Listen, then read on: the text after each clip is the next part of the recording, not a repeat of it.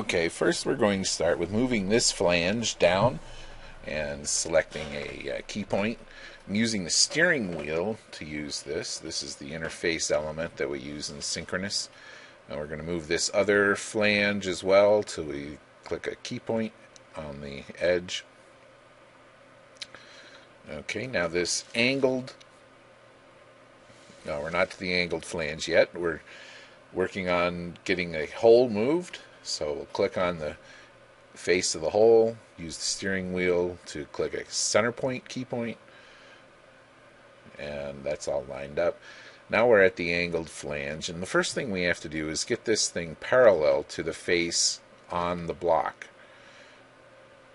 And so I'm just going to select the face on the sheet metal part and then tell Solid Edge that we want to be parallel to another face, and then we need to select the other face, and you'll see that flange move.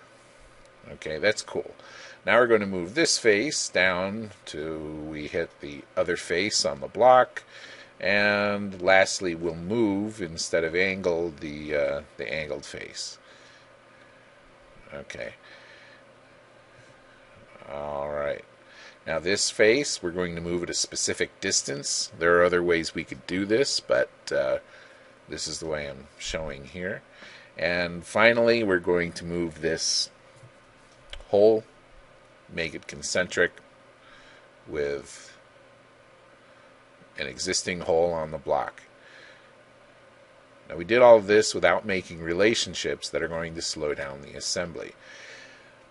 We're now going to add some more features to the sheet metal part, a couple of flanges, and then we're going to take the block and edit it with respect to the sheet metal part. And this is the part that would mess up some of your other CAD programs.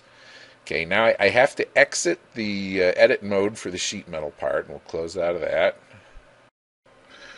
And now we will enter the edit mode for the orange block.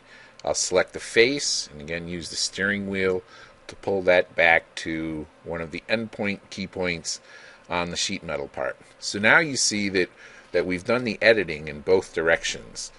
We've used the block to edit the sheet metal part and the sheet metal part to edit the block. This is something that you can't really handle in context in SolidWorks.